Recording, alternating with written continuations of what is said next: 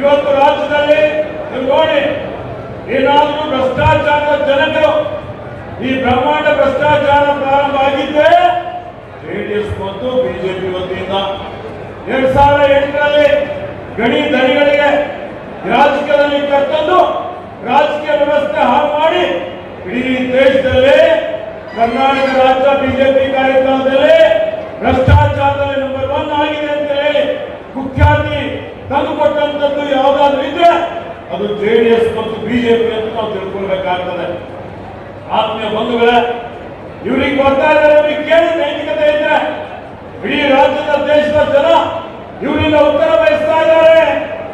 ಏನಂತ ಹೇಳಿದ್ರೆ ಇವತ್ತು ನೋಡಿ ಈ ರಾಜ್ಯದಲ್ಲಿ ಆಪರೇಷನ್ ಕಮಲ್ ಮಾಡಿ ಎಂಎಲ್ಎಗಳಿಗೆ ಖರೀದಿ ಮಾಡಿ ಪ್ರಜಾಸತ್ತಾತ್ಮಕವಾಗಿ ಆಯ್ಕೆಯಾದಂತಹ ಸರ್ಕಾರವನ್ನು ಬೀಳಿಸಿ 106 ಕೋಟಿ ರೂಪಾಯಿ ಇವತ್ತು ಭ್ರಷ್ಟಾಚಾರ ಮಾಡಿದ್ರು. ಆ ಸಂದರ್ಭದಲ್ಲಿ ಇಡಿ ಬಂತ, ಐಟಿ ಬಂತ, ಏನಿವತ್ತು ಸಿಬಿಐ ಬಂತ, ಏನು ಬಂದಿಲ್ಲ.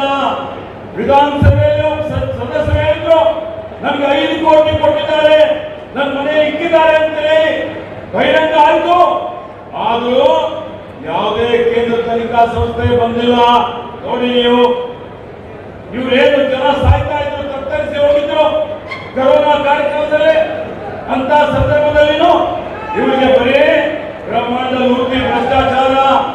ಇವತ್ತು ಕರೋನಾದಲ್ಲಿ ಕಿಟ್ ಖರೀದಿ ಮಾಡಲಿಕ್ಕೆ, ಔಷಧಿ ಖರೀದಿ ಮಾಡಲಿಕ್ಕೆ, ಬೆಡ್ ಅಲ್ಲಿ ಕ್ವಾರಂಟೈನ್ ಮಾಡಲಿಕ್ಕೆ ಎಲ್ಲದಕ್ಕೂ 1ಕ್ಕೆ 100 ಪಟ್ಟು ಹಣ ಇವತ್ತು ಲೂಟಿ ಹೊಡೆದು ಸಾವಿರಾರು ಕೋಟಿ ರೂಪಾಯಿ ಲೂಟಿ ಹೊಡೆದು ನಾವೆಲ್ಲ ಆಂದೋಲನ ಮಾಡಿದ್ವಿ. ಅಧ್ಯಕ್ಷರು ಮತ್ತು ಸಿದ್ದರಾಮಯ್ಯ ಅವರ ನೇತೃತ್ವದಲ್ಲಿ ಏನಾದರೂ ಮಾಡಿದ್ರ?